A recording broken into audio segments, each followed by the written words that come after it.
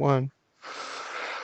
Hey everybody, welcome to Kingdom of Honor. I'm your host, XanMan Sebunia, along with my good buddy, the Honorable Jeff.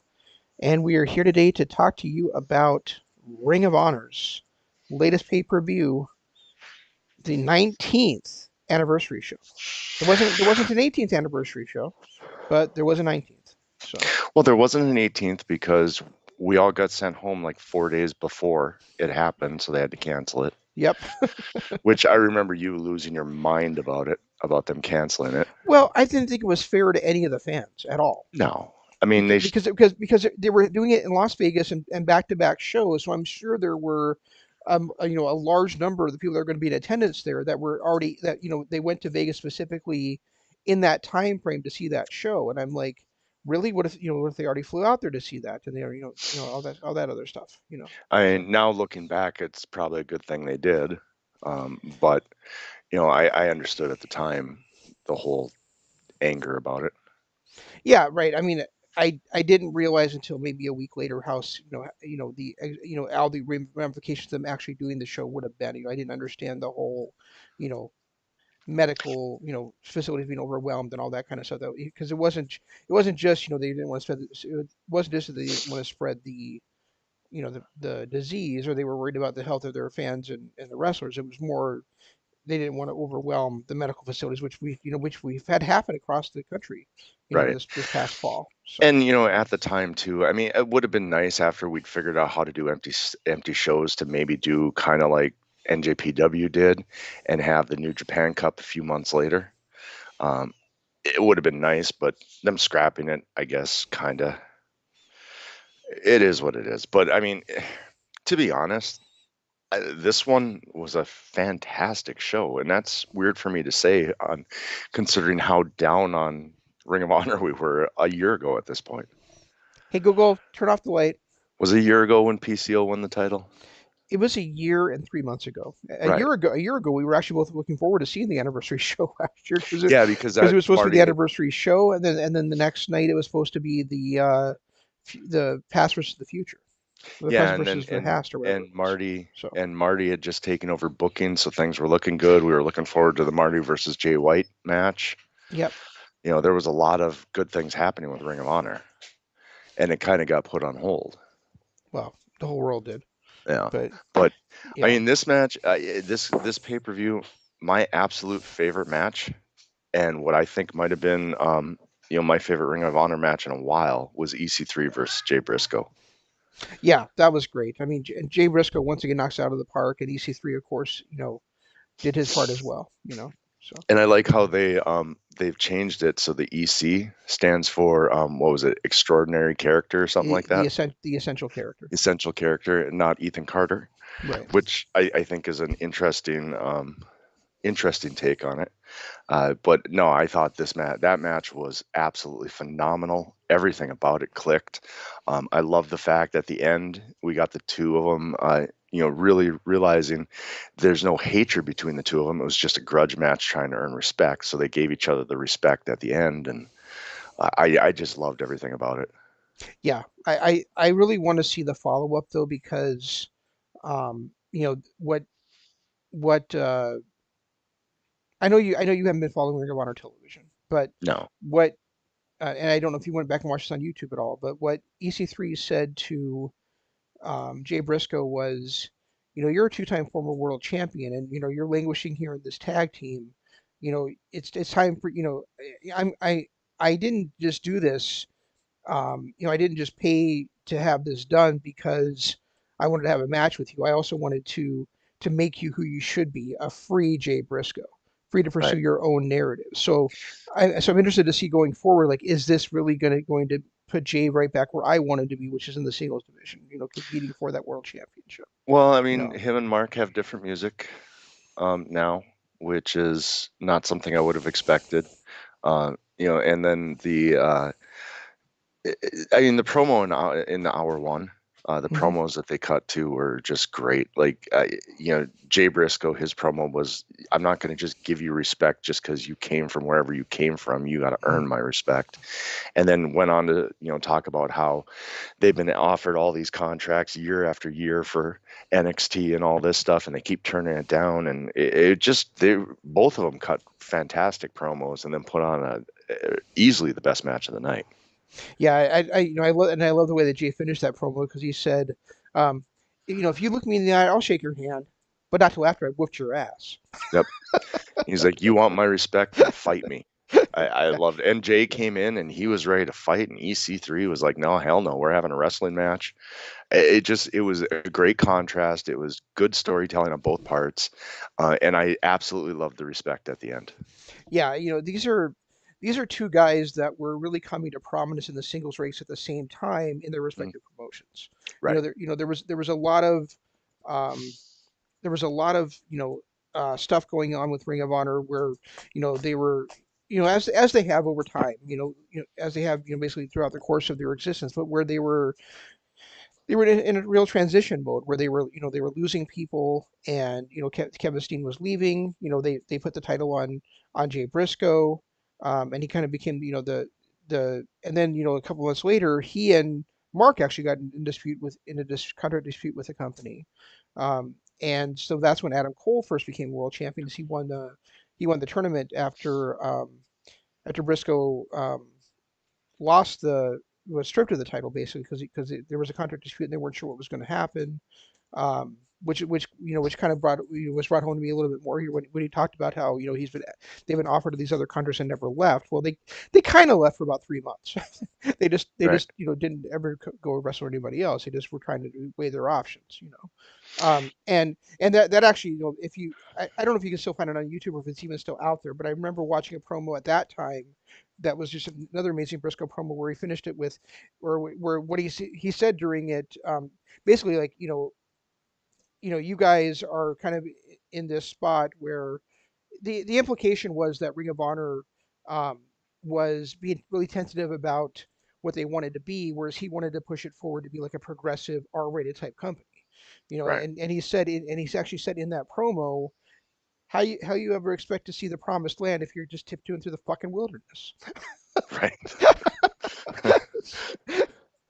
Um, yeah, so I mean, and so it's great, and then at the same, then when all this was happening, of course, is also when EC3 was coming in as Ethan Carter III, and he was this entitled Dixie's, um, nephew of Dixie Carter, and then eventually he became like the top guy in that promotion as well. So I mean, really, yeah. these guys both in like that 2012 2013 area were guys that were like dominating their respective promotions. The Um, one thing about EC3 that I remember that really shot him in the foot, and I don't know if he'll ever recover with, especially with Impact fans, was when he was out there cutting that promo with Hulk Hogan and Dixie Carter, talking about how he's the only homegrown talent that they've ever, or the greatest homegrown talent that they ever had at Impact, and they better respect him.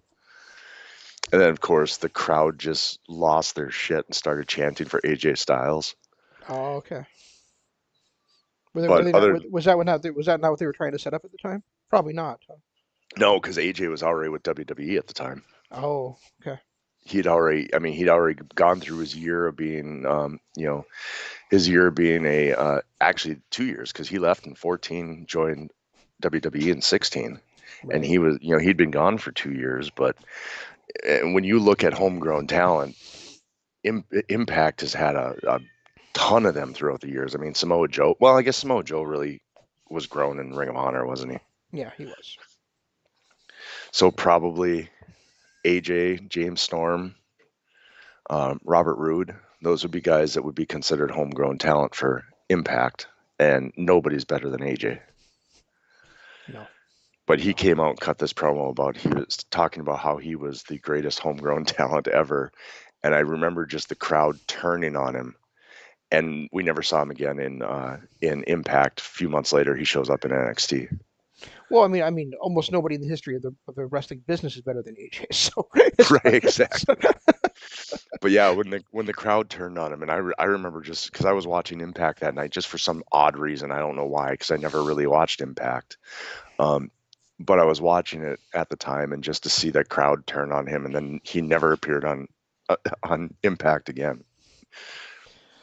Well, I had kind of turned on him when they just all of a sudden out of nowhere made him a baby face against Matt Hardy. You know, they hit that they did that Double weird double turn. that weird double turn, and Hardy being a heel worked perfectly, but him being a No, face did not at all for me. it never did, and that's they tried it a little bit in NXT before they moved him to the main roster, and it fell flat, and he quickly went back to a smug heel.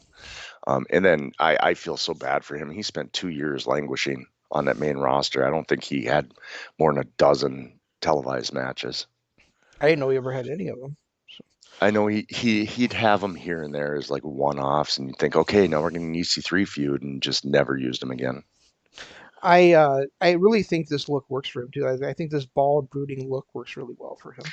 The bald with the goatee, and Jesus Christ, what did they chisel him out of? It's something better than granite, that's for sure. Oh my God, that dude is ripped. Well, Like, and it's funny because I had I mean I remember him being ripped, you just kind of forget that when he's coming out there in jeans and a t-shirt all the time.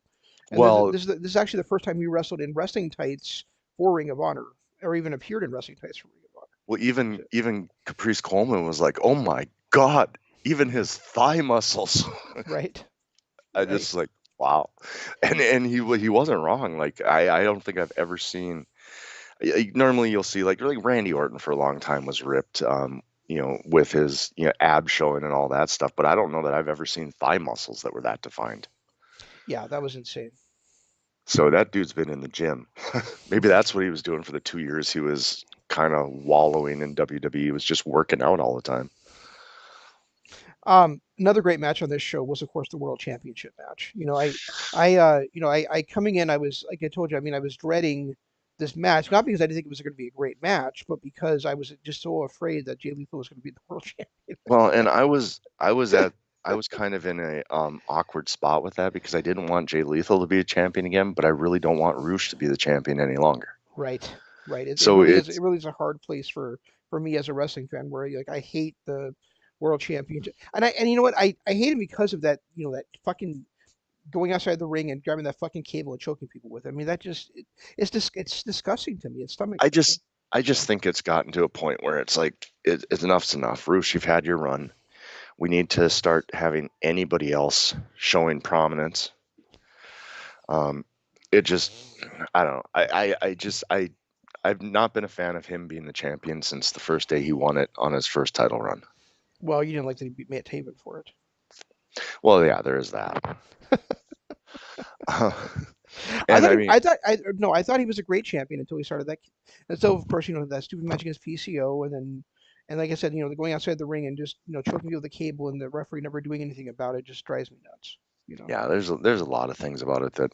Uh, uh, uh, anyway, it was a wonderful match. I just was irritated about the outcome, and I would have been irritated no matter who won. Yeah. So, that was kind of a letdown for me from the start. Unless Brody King came out and shot them both and just took the title, you would have been pissed off. Right. Yeah. Unless it was Brody King. Yeah, you're right. But yeah, that was just. But it was a good match. It's just I could never get invested in it because I just wanted them both to lose. Yeah. I can see that. I totally can get that. I mean, and I actually kind of felt the same way about um you're gonna hate me for this, but I kind of felt the same way about that street fight thing that we saw too. I mean, Yeah. I do not like Matt Taven as a babyface at all. No, I really have a hard time with that character, and and Vincent just annoys the shit out of me too. So I kind of I'm wish not gonna lie though. I would not have been sad if that push from that balcony killed both those characters off. Not the people. I don't want the people to die, but kill those Just the characters off. I've characters. been okay. You Yeah. know. I'm not gonna lie though. I love the way that they sold that throughout the hour one and even the pay per view itself. With people like trying to get a hold of Matt Taven to see if he's okay and all that stuff. Yeah. Because nobody had heard from him since this was done, and it was they did a good job of setting that up, and for a cinematic match, it worked well. I guess I'm calling all these things cinematic matches at this point, but it was done Well, well done. It was brutal. This was the least cinematic of any of the cinematic matches we've seen, I think. Oh yeah, yeah, it absolutely was. That's why I threw in there. It's like I'm just calling all these matches cinematic at this point. Yeah. Um, but it was brutal. It was the kind of brutality you expected. The only downfall I have of it was that it was a non-finish, so this story is going to continue. The other thing, the other thing I didn't like is that he was a non-finish and somebody interfered who we had never had any kind of a foreshadowing or anything about. It was just kind of a guy that appeared out of nowhere, and I've never even seen this guy before. Yeah, and they never gave him a name or anything. It was just a big bearded man dressed in overalls. His name Hey, is Dutch. Dutch. Okay, yeah, it didn't make any sense. The other thing, and maybe it's because I'm not watching ROH TV in heaven, You but should be. why is Malone so concerned about Matt Taven? When did they become friends? Who's Malone? Beer City Brawler and Bruiser Malone or Oh, Malonis. Malonis. Okay, gotcha. Well, what they're saying is that basically Matt Taven and Vincent and Bruiser Malonis all came up together in the ROH dojo. Really? Because Taven appeared like almost a decade before Malonis did. Well, it doesn't mean they weren't in the dojo at the same time. It just means that he graduated, faster into ROH.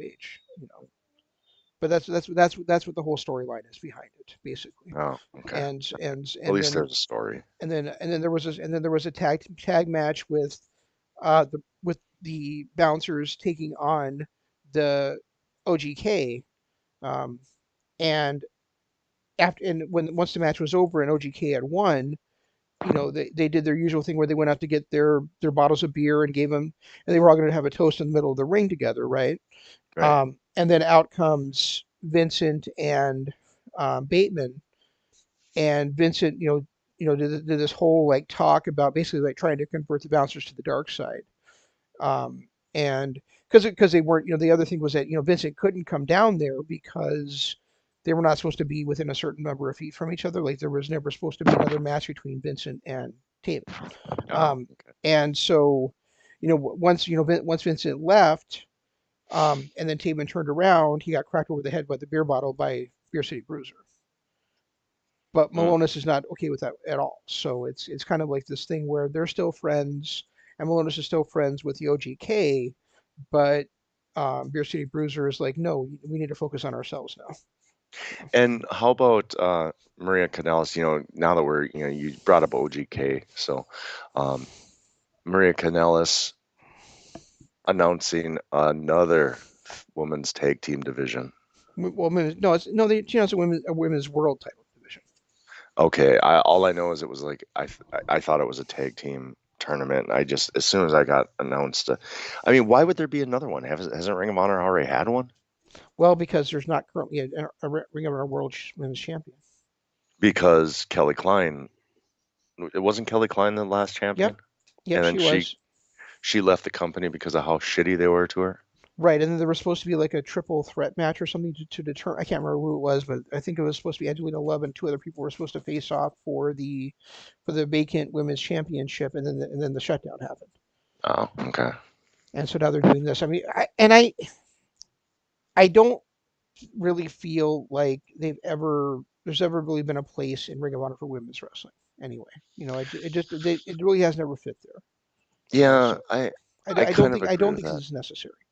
Well, and I don't remember who it was, but somebody was talking about how NXT has had the greatest women's division of all time. Hmm. I don't know that I necessarily agree with that. I think TNA and their knockouts in the mid 2000s could have been one of the greatest women's divisions of all time. Yeah, probably, but not as deep as this one is. Oh no, definitely not. I mean, but they were actually that they were probably the forerunners to women's wrestling. Because I mean, with Gail Kim out there putting on classic after classic, and Mickey James doing her thing, and the beautiful people, Velvet Sky and Angelina Love, I thought that might have been the forerunners to the women's wrestling. Yeah, when you have like Gail Kim and you had Velvet Sky and you had Victoria, or what was she called there? I can't remember. I can't either, but you know what I'm talking about. Yeah, yeah, And you had did I say Gil Kim? And then you had Awesome yep. Kong, and you had that great division there, and Mickey James. Then you had that was probably the at that was probably where women's wrestling really shone in the early part of the 2000s. Well, those matches between Gail Kim and Awesome Kong are still some of my favorites of all time. Yeah. Like men or women, still some of my favorites of all time. Oh, and Madison Rain. I forgot about Madison Rain Yep, Madison Rain. Well, how could you forget about Madison Rain? because she married Josh Matthews. Yeah, good point. It's actually a really good point.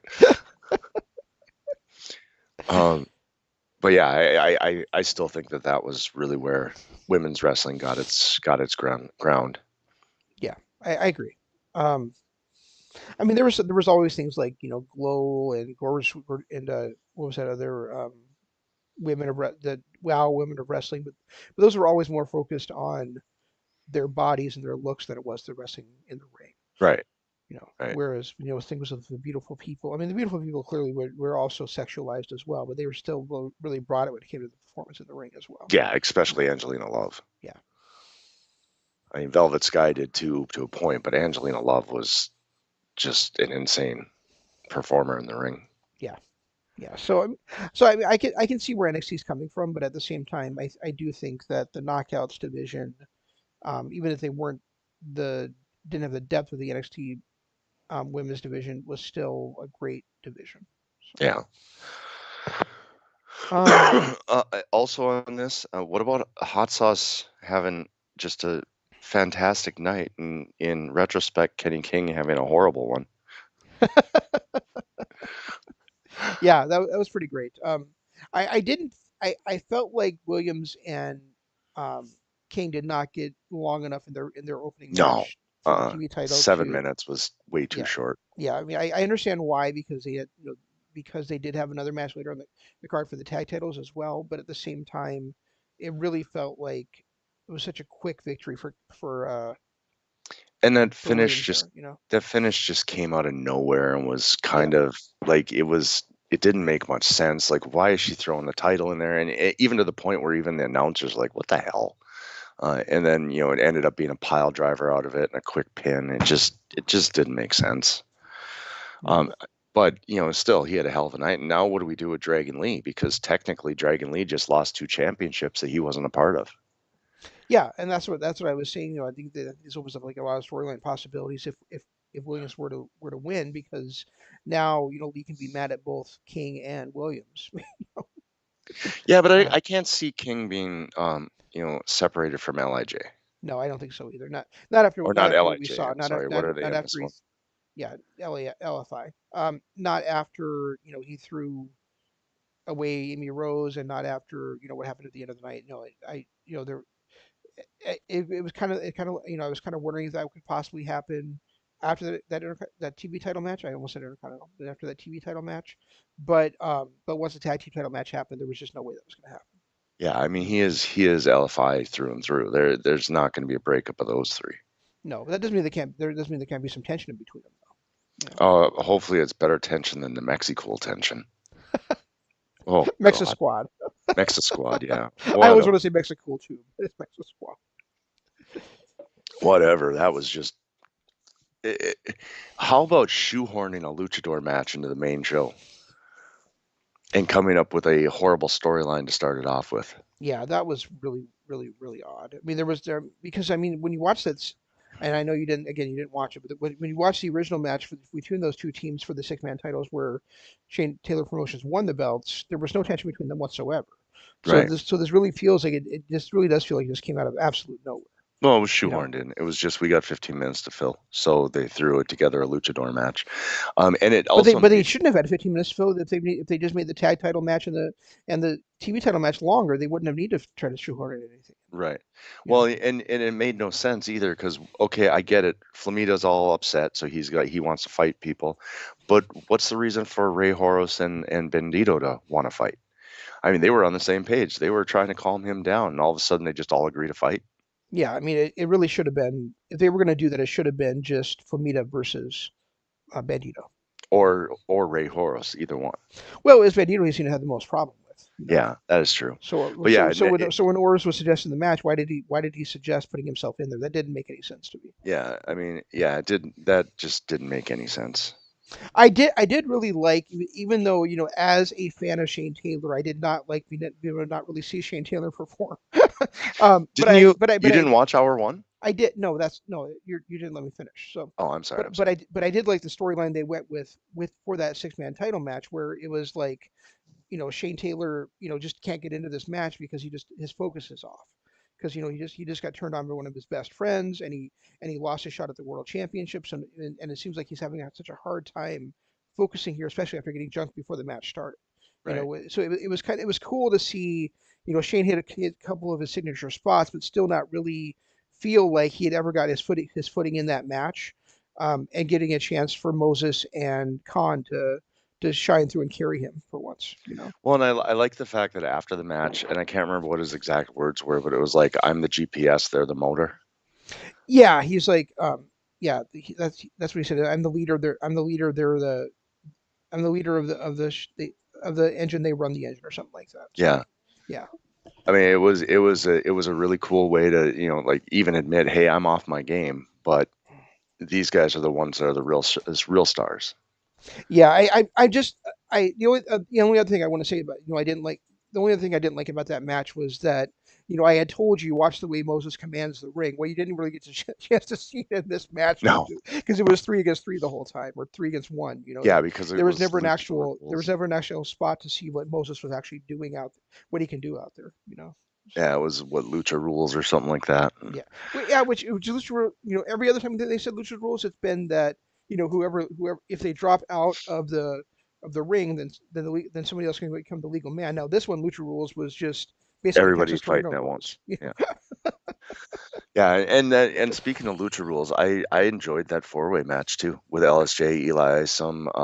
I still don't understand the one dude and Brian Johnson. Oh, Danhausen is your favorite, and you know it. I still don't really understand him. I just I don't know what it is, but there's just some, but I one thing he did do that was really kind of interesting is, he, even though it was lucha rules, he was just like, okay to stand on the at his corner and just let everybody else fight for like the first 5 minutes. Yeah, I don't know. I mean, I guess I enjoyed it for what it was, but I just kind of wish they weren't doing those kind of things. I mean, they had one at Final Battle. They had another one here tonight. It seems unnecessary to me. Yeah, but the one in Final Battle actually led to something. This didn't. No, they just let Brian Johnson be Brian Johnson, really. Yeah, and I mean, Eli Isom looks good. Is he completely done with Cheeseburger then? Cheeseburger's done with Cheeseburger. Oh, he is? Cheeseburger is now something like the Great CB or something. The Great CB. I can't So remember. the Great Cheeseburger. Uh, I gotta find. Let me And look at it here. and then we have an appearance by Rocky Romano to kind of and talking specifically about NJPW. So is there still a working arrangement between the two? And if so, how long is that going to be before it starts to roll into Impact and AEW? World famous CB. So world famous cheeseburger. Yeah. Oh, Jesus. So the as far as Rocky goes, first of all, Rocky being there, I thought was really cool to start with. But at the same time, he never really blended in with the other two to me. No. He very rarely had anything to say, and when he did, um, it was insightful as always, but it never really gelled with what Riccaboni and um, Caprice. And Coleman were doing. So I really felt like he was more of a distraction than he was anything else out there Yeah. on commentary. I, the I agree. I think the more I was looking at was the fact that it was NJPW, and he was adamant about saying NJPW as much as he could. So, I mean, it begs the question: do they still have a working relationship? Are they, and with Impact and AEW working somewhat alongside NJPW, are we looking at a fourth or now, yeah, fourth company now coming into the mix? I don't think he has. I don't think that he is working with NJPW, or that I don't think NJPW is working with Racers. I think he was just there because he's in the United States right now. Oh, so they paid him a one-off appearance as long as he could mention the company as much as possible. Probably. All right. No. Yeah. Well, I guess we'll see going forward, but Yeah. I really don't. I really don't see. I mean, not that they can't ever work together again, but I don't think they have like an ongoing working relationship at this exact moment. You know. the only other match that well, I guess there's two matches I kind of want to talk about. First of all, Jonathan Gresham. That man, I mean, it wasn't that long ago when I was like, he's unwatchable. And then after his match against ZSJ, I start watching him more often, and I am continually more impressed with this guy. Yeah. He really is a. He's just like one of these guys where he's got like so much personality and explosiveness in this little tiny package. Right. You know. And I love their hour one setup when Dak Draper was talking about how, you know, I get it, you're the underdog and you're viewed as an underdog. So when you win, it's an achievement. When I win, it's expected. He goes on talking about this award, Dolphin Award or whatever that he won Yeah. when he was in fourth grade. Dak Draper's another one that the more and more I see him, the more impressed I am with him, especially if he can keep delivering promos like that. Yeah. Dak Draper's going to be a star. Um, and this was not a bad showcase for him whatsoever either No, because really I mean he was dominating Gresham from the beginning of this match. You know, what was it 7 minutes in and Gresham had already used all three of his rope breaks. right. Yeah, and then Draper a couple minutes later used the rest of his. So they actually went to a yeah. And what were they saying? It was the first time ever, or was it the first time since the reboot that they had two people that had used all their rope breaks? Yep, first time since the restart. Yep. Okay, I didn't know if it was the first time ever or not, but that was Jonathan Gresham to me is just the more and more I see the guy, the more impressed I am. Yeah, and it was kind of funny the way that it kind of worked out in the match. I mean, I shouldn't say funny, but I really liked the cleverness of the end of the match where Yeah, it was basic just chaos. where well it was chaos, but it was also that Gresham was had the sleeper hold on. He was probably going to it was probably going to end up being a double count out, but instead Draper drags him into the ring, and Draper kind of cost himself the action, to cause himself to lose the match because he still can't escape the sleeper. He can't Right. break it with the ropes, and so he's basically just gets knocked out. You know, or the referee Yeah, calls where he's referee stoppage really due to the sleeper hold. yeah. That was another match that I enjoyed. I think to be honest, there wasn't a match that I hated on this entire card. Like typically you always get that one match where it's like, unless it's NJPW. But everything about this I enjoyed. I mean, as much as I didn't understand the whole three-way thing, at least the match itself was decent. Hmm. Yep, Um, that's very true. And I really liked, even though I could see it coming a mile away, I really liked the way they did the Silas Young versus Josh Woods stuff. Like, yeah, where they're setting up for Woods to have a big feud against his mentor now. and You know, that was the one thing. I mean, that was the next thing I wanted to talk about was the fact that I mean, you could see Silas turning on him from miles away, but it was just kind of shocking that he did at the right, same point.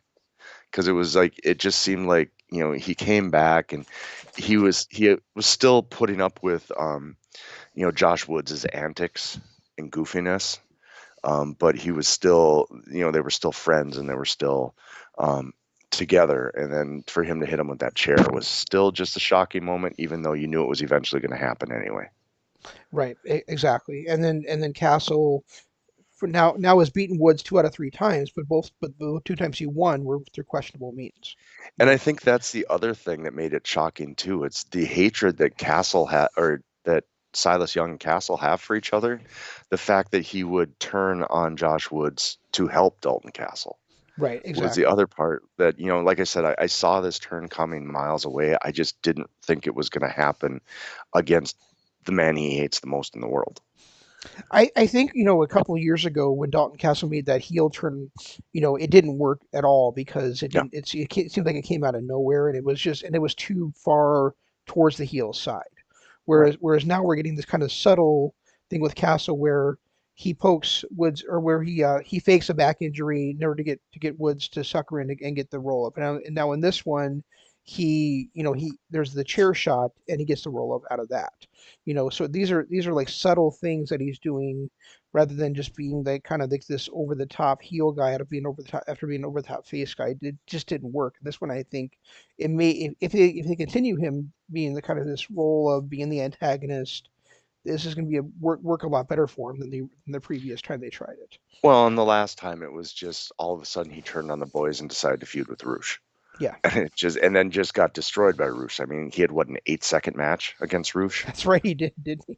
So it didn't work. But um this time I've liked the slow burn with it. Um and he came out, and even like his demeanor, the fact that he wasn't wearing his peacock and his robes, and he was just wearing a t-shirt, and he was like, time to get to business, time to get to work. And um the way the announcers were portraying it, it seems like it's a more of a slow burn than it was last time. Speaking of what you just mentioned about and that kind of brings me back to the world title match on this show. I really liked the false finishes in that world title match, where we see the the chair shot, and Todd won't call for the bell because basically Jay asked him not to, and then shortly after that, Lethal does hit the lethal injection. Well, he's a little bit groggy, he can't quite get the 3 count on Roosh, right? Right. And then we see Roosh hit the horns, but Lethal rolls out of the ring instead of getting pinned, and then he gets it a second time. So I mean, those are a couple of false finishes that are really done well in an era where it's tough, where a lot of times these false finishes are done so poorly, or they're so um, predictable. And their finisher kick out after finisher kick out. Right, right, exactly. You know, Um, so I mean, I felt that too. I felt like they did a good job with the false finishes. Like, you believed that even though Lethal was groggy, that he was going to get the win off that cutter. But then when Roosh kicked out, it was more of a, okay, well, that's because he did what Adam Page should have done against Chris Jericho 2 years ago. exactly, You exactly. know, he took that couple of seconds to get himself into position instead of running as fast as he could. The other thing on this show kind of want to talk about was the stable we saw formed at the end, where we've got a new stable led by Brody King. It's a little bit weird to me that Tony Depp's in that stable. I want to see this kind of play out over the next few months on ROH TV, but the stable, just on the face of it, does not seem like a stable that should be together necessarily. You Well, know, I mean, I'm still Homicide and disappointed. Brody King together makes sense, but it's weird to see Tony Deppen and Chris Dickinson in there. You know, Yeah, I mean, yeah, it's weird seeing Homicide back though too. yeah, but if he were going to come back, you could see him with Brody King pretty easily. Yeah, absolutely. Whereas Tony Deppen was kind of like beloved by the fans, and he's just supposed to be this family guy up and coming, and all of a sudden now he's got this vicious streak where he's going to be training with Brody King and going against the code of honor. It's kind of weird, you know. Is is he a face in Ring of Honor? Well, he is, but then he just stomped out Jay Lethal too. So is he still a face? Who knows? Yeah, but You is know? Jay Lethal a face? I thought they were heels. No, the Foundation are faces. Okay, they did another change. Well, because they're bringing purity to the Ring of Honor. They're not doing any cheating at all. They're out Oh, wrestling their opponents. Make sense? yeah, Tony Deppen does not fit that group. No. Even Dickinson fits it more better than Deppen does. Yeah, I mean, because Dickinson at least has some arrogance to him and stuff. Right. Deppen just doesn't feel like he would fit. I mean, I guess we'll see. Maybe things will change, and maybe he will fit in there going forward. But he just doesn't. At this exact moment, he doesn't feel like a fit for that I group. mean, maybe he'll be like a Sean Spears, where he just, on the surface feels like that odd apple, but he kind of fits the mold. Yeah, maybe he will be. And With a few tweaks to his character, he kind of fits the mold. yeah, and this is a guy that we've rarely seen wrestle anyway. So I mean, being able to mold him into that would probably be pretty easy. Right. You know. So So I didn't get a too much of a chance to watch NXT or AEW this week. It's just been one of those weeks. Um, Anything interesting happen on either one? I really liked the ending of NXT. I thought overall Dynamite was a better show than NXT this week for the first time in a long time. But I really liked the end of NXT with the contract signing between Cole and O'Reilly. Okay. Some great promos worked by both those guys. I'll make sure I watch that then. And I do want to watch the rest of Dynamite. I did watch Omega versus Seidel. Hmm. And holy crap, when did Seidel become decent again? Well, he was against Kenny King. I mean, he was against Kenny Omega, so you know. Good point. But yeah, that was a really good match, and I thought that actually it was bookended by two really good matches because you had that match, and then you also had the great TV title match between, or I'm sorry, TNT title match between Darby Allin and John Silver. So Yeah, I heard.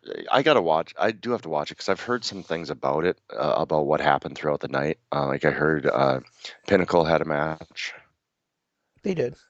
and I It heard was a that there squash was match. some. I heard there was some interesting things with Hangman too. I don't know if there was really interesting things that I could really think of. I mean, unless I just not thinking off the top of my head, but I remember he was backstage with the Dark Order, and then he kind of had his own kind of squash match. Oh, okay. Maybe whoever was telling me this stuff was more interested in a squash match than I will be. Yeah, I mean it was that big dude that's now with um Pretty Peter, and Oh, Heyman was against him and beat him in like I don't know a minute and a half or something. okay. So So, but no, I definitely. I mean, I wish I had had more time to watch it, but with you know, Ring of Honor having a big show, and then my kid here, I just ran out of time.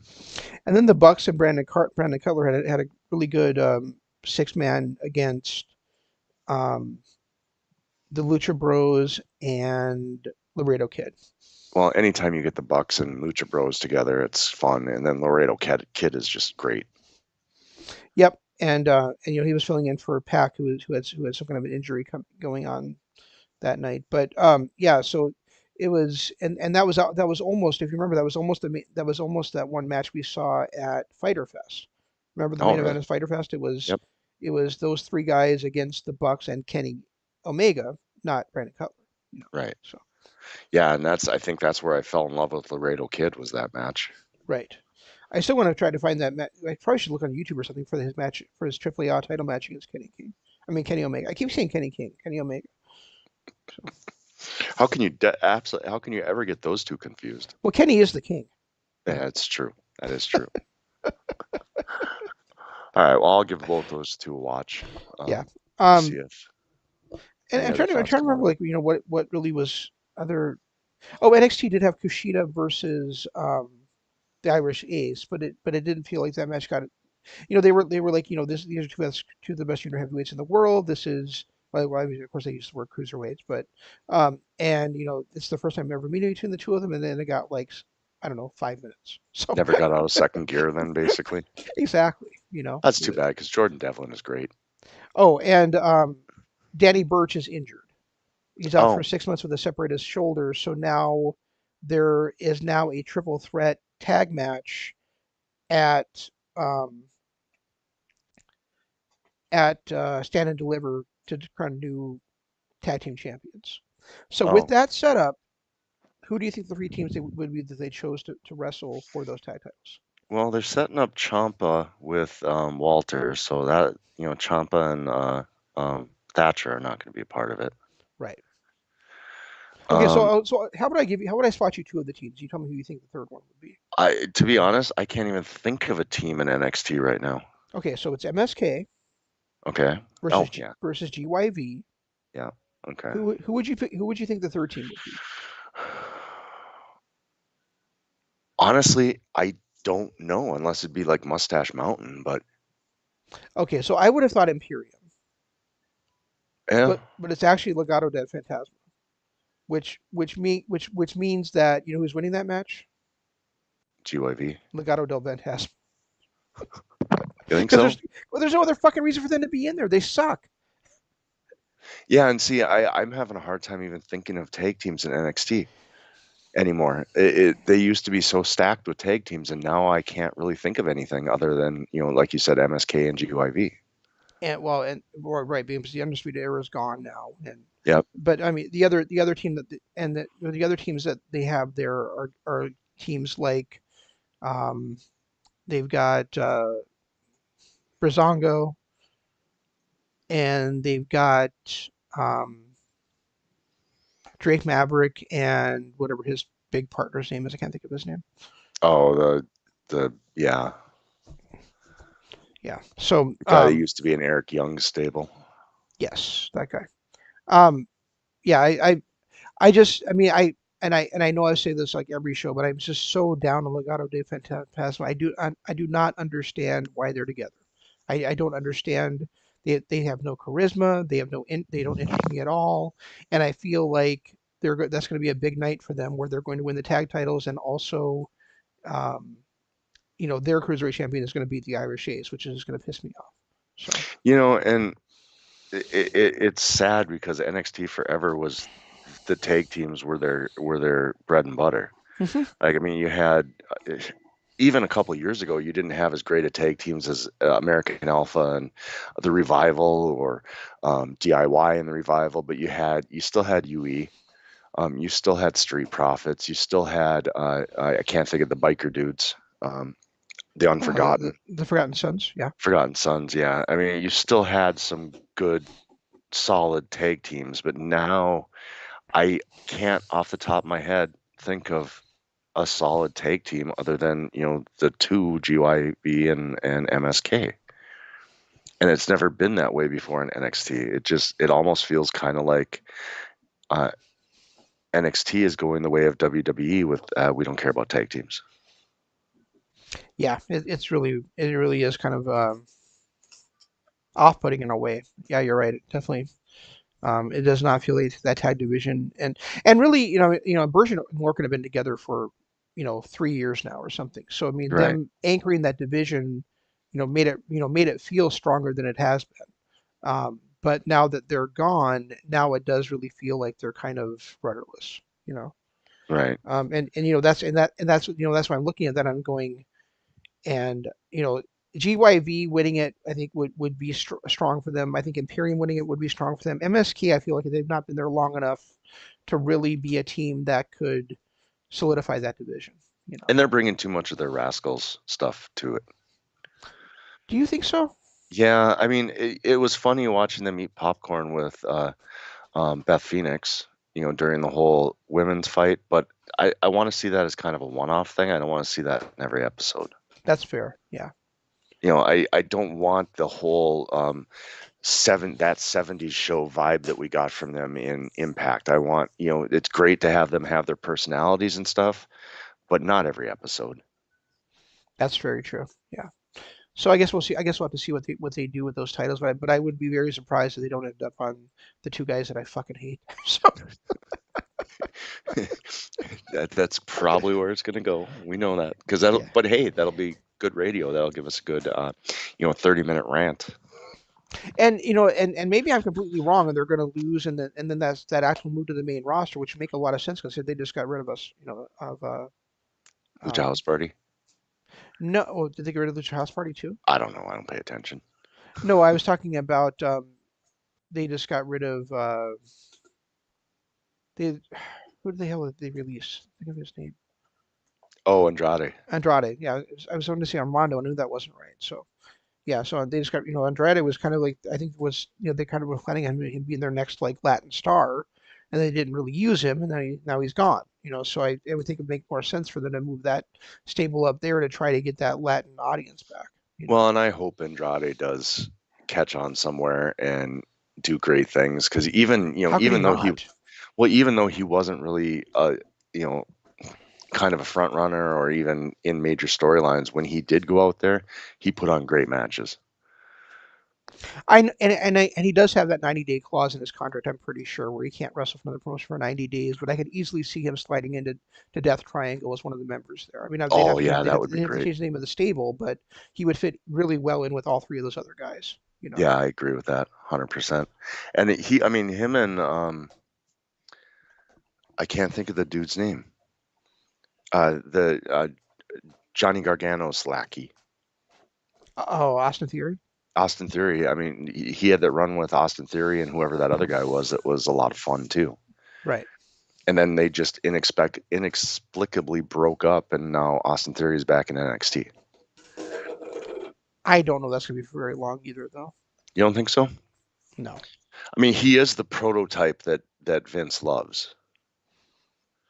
He's a ridiculously muscle-bound dude who has a good character. I could easily see him coming into the main roster and making an impact, but he is still young. I think he's only like 23 or 24. Yeah, he is. But I just don't. I don't know. I guess we'll have to see where it goes. But it kind of seems like it almost seems like they're already breaking him away from Johnny Gargano. Which is sad. That pairing of those two is great. It is, but now he kind of found out that Gargano paid off the therapist, and and was it this week? Maybe this was this week on NXT. This happened too, where he had a match against um, Silent Dude, and Oh, yeah. and he was like you didn't really say those things, did you? And the guy's like looks at him like he's like yeah, I knew you wouldn't. I knew you loved me. And he gives him a hug, and then he gets put out by the silencer. So Interesting. yeah, I don't know. so I've just really enjoyed his goofy character. yeah, I it was actually kind of funny because he goes, you paid off the therapist, and he goes, yeah, I paid the therapist. That's how therapy works. You have to pay for No, it. both those guys. Like I really love this goofy Austin Theory. I really love the goofy Johnny Gargano. This is the kind of heel that I wanted Johnny to be. Not that because he tried to be that badass heel when he first turned, and it wasn't working. No, he's not really going to be sadistic, is he? No, but him being this goofy, arrogant heel, I love, absolutely love him in this role, and I'm so glad that when I first suggested it, what 2 years ago, that he needed a change of pace, Hmm. and they maybe need to turn him heel. This is what I had envisioned. Ah, Not, okay. I wanted him to be, because Johnny as a lovable baby face, the underdog worked great, but Johnny's not a big guy. He's never going to be believable as a sadistic badass. No, But as a goofy, arrogant heel, he works perfectly. I agree. Yeah, he's had some really funny moments. I think And I still think my favorite thing. Well, first of all, the thing was, well, of course, I paid off the therapist. You have to pay for your therapy, yeah, yeah, But I thought that was pretty funny. But I think my favorite still is like 1 week he's like, everybody knows Johnny Gargano loves wheels, and then he loses the title, and then next week he's like, everybody knows Johnny Gargano hates wheels. I still think my favorite line by him was when they got Austin Theory back after he was kidnapped from the pay-per-view, Yeah, and they got him back, and they were talking about, you know, Austin Theory is great and he's got a level head. Just don't show him anything shiny. yeah, That's still one of my favorite lines of all time by Johnny. yeah, pretty great. All Yeah, right, so I mean, I'll definitely watch NXT, and I'll be caught up with this week too because I'll watch it this week. I won't have as much hecticness happening. all right, sounds good. Do we have anything NJPW coming up? Anything in what? NJPW, Oh, I thought you said GPW. I was like, what? Okay. I'm not sure when their next big show is. Let me look. and we didn't talk about it, but what are we next week is Godzilla versus Kong, right? It is For our pre-wrestling show, our pop culture show. I'm actually correct. looking forward to that movie. I am too. I don't know if we talked about this last week on the air, or if it was off the air, but I feel like it's a both Kong and Godzilla, by the end of the movies, they were making them out to not be monsters, but actually humanity's protectors. Yes, we did talk about that. Okay. Um, are you still free to do next Sunday, even though it's Easter? Yeah, I got nothing going on. Didn't know if you had any plans or not. So I'll okay, have, I mean, I'll get Arlo probably mid to late afternoon because he'll be with his grandma, his okay, mom and his grandma. But Actually, yes. Otherwise, I got Go ahead. the only thing I have going on is nothing. Yeah, and actually, Sakura Genesis is the next show for NJPW is actually on Easter Sunday. So Oh, is it really? it is, and so let's look at the lineup real quick while we got a couple minutes. Um, all right, so the opening match is Doki versus Zack Sabre Jr. versus, and I'm sorry, not versus Doki, Zack Sabre Jr. and Tai Chi versus Jado and the Girls of Destiny. Okay. Then we've got a 10-man tag with Yoshihashi, Tomohiro Ishii, Hiroki Goto, Toru Yano, and Kazuchika Okada versus Dick Togo, Taiji Ishimori, Yujiro Takahashi, Kenta, and Evil. Hmm. Wow. Yeah. They're just not using any of their big stars on this show. Nope. Um, Shingo, Sakata, and Naito versus Jeff Cobb, Great Khan, and a mystery opponent. Hmm. So maybe a new member of the Empire. Yeah. Kojima and Tanahashi versus Fale and White. Did you end up watching the rest of the New Japan Cup? I did not. Okay, so I won't spoil it then.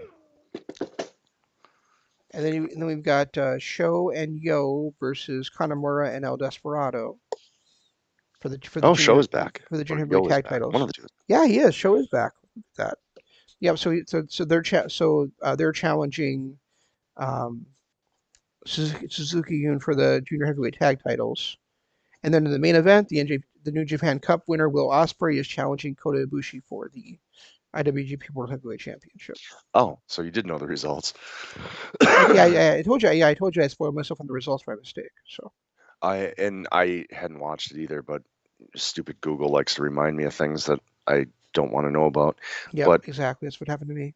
Will Ospreay as the New Japan Cup winner Hmm. is the best move they could have done for the Empire.